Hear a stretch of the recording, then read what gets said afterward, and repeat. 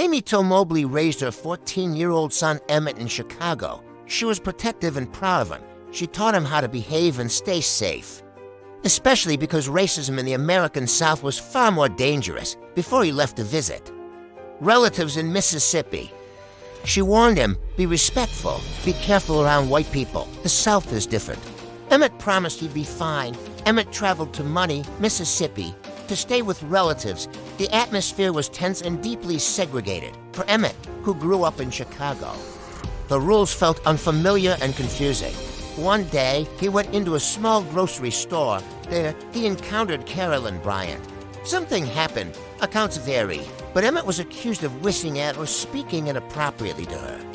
In the segregated South of 1955, this accusation alone was extremely dangerous. Word spread quickly. A few nights later, two men, Roy Bryant and J. Millum, arrived at the house where Emmett was staying. They forced their way in at gunpoint and took Emmett away in the middle of the night. His family watched helplessly. This was the last time Emmett Till was seen alive. Days later, Emmett's brutally beaten body was found in the Tallahatchie River. He had been tortured and murdered.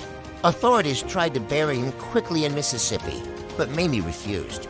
She demanded that her son be returned to Chicago, back in Chicago. Mamie made a decision that shocked the nation.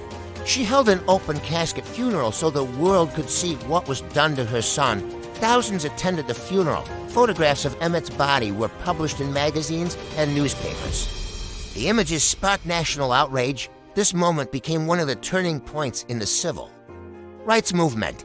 Roy Bryant and J. Millum were arrested and put on trial in Mississippi. Despite strong evidence and national attention, the all-white jury deliberated for a short time.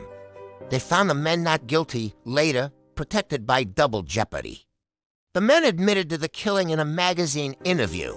Instead of fading away, Mamie Till-Mobley became an activist and educator. She traveled, spoke, and told Emmett's story for decades.